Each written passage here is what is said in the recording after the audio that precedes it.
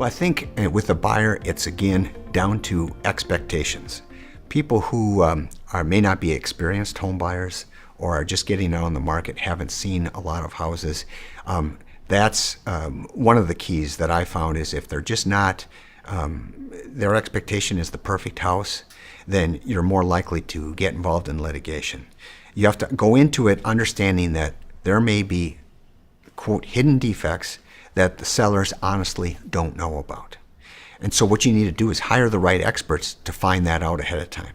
Not be afraid to spend some money up front. If you're going to invest $400,000 in buying a house, you should be able to afford a house inspection for $400. But there are people who want to cut corners and not do that inspection.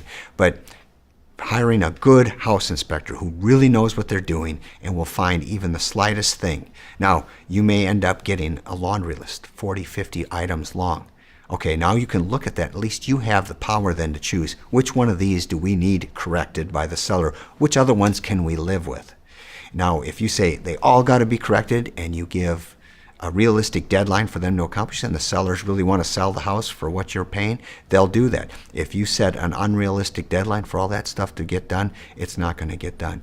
But there's only so much you can do ahead of time to avoid total litigation, because you can have litigation over even unreasonable issues. But as a buyer, hiring the right experts and then conducting your own multiple inspections. Where I see a lot of litigation is from both the buyer and the seller's perspective.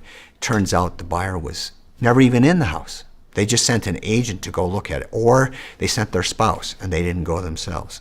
Or they went just once for 15 minutes. I recommend that buyers go through the house themselves 2 or 3 times before they buy any house that they're going to buy, and then still hire an inspector to go through it for the little smaller things or the functioning of the house, because you're not necessarily going to turn on every faucet or flush every toilet like a house inspector is going to do.